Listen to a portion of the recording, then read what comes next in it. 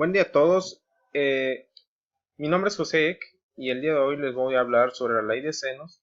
Esta presentación corresponde a la actividad 4 de la licenciatura en Enseñanza en Matemáticas de la UNADEM. Bien, ¿qué dice la ley de senos? Dice que los lados de un triángulo son proporcionales a los senos de los ángulos opuestos.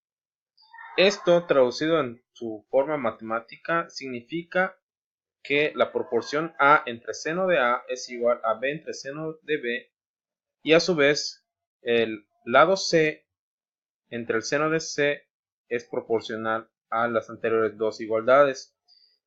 He trazado aquí un triángulo para visualizar los lados y sus respectivos ángulos. Nótese que el lado al que se menciona la ley de senos corresponde al ángulo opuesto, es decir, el ángulo opuesto del lado A es el ángulo A. El ángulo opuesto al lado B es este ángulo B. Y el ángulo opuesto al lado C es este, el ángulo C. Entonces, para que podamos identificar cuando hablamos de la ley de senos en dónde se encuentra cada uno de estos ángulos, vamos a hacer ahora una pequeña demostración de dónde se origina esta ley de senos. Para ello, a nuestro ángulo le vamos a trazar una línea perpendicular al segmento BC. Esto hará que nuestro triángulo original sea dividido en otros dos triángulos. Tenemos el triángulo ABD y el triángulo ACD.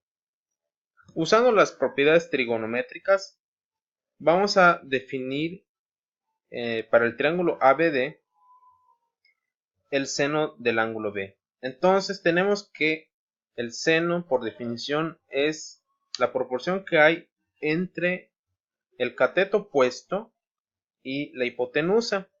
Para este caso, el cateto opuesto del ángulo B es la línea F y la hipotenusa es C. Entonces aquí tenemos nuestra primera identidad trigonométrica y despejamos F y nos queda que C por seno de B es igual a F.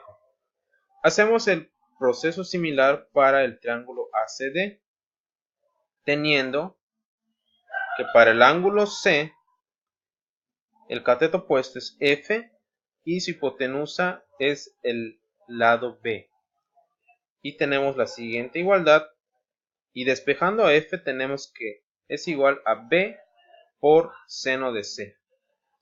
Si nos damos cuenta, estas identidades están referenciadas al lado F.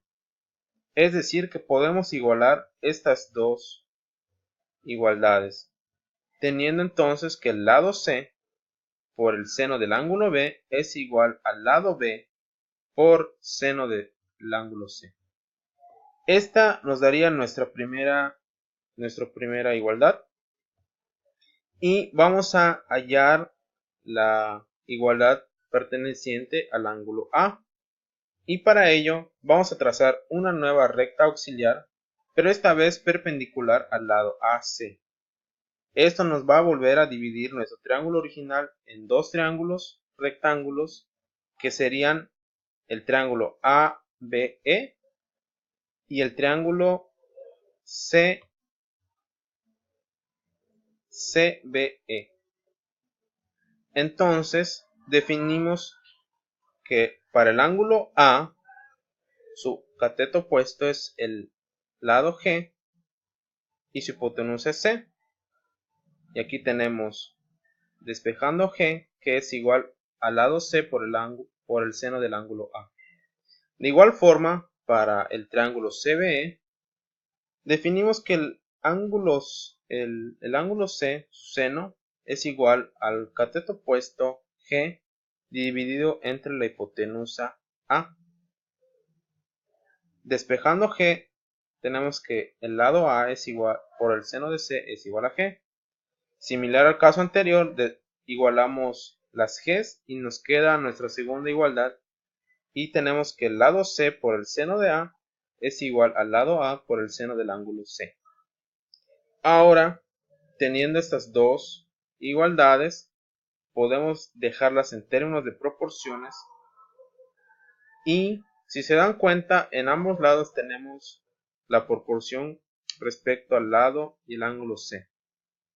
Entonces, solo nos basta igualar los términos entre ellos, quedando que este término es la ley de senos. Entonces, con esta pequeña demostración, pues observamos de dónde surge la ley de senos. Bien, esperamos que esta pequeña y breve explicación les haya servido para entender un poco mejor la ley de senos. Bueno, pues eso sería todo por el momento y les agradezco por su atención. Muchas gracias.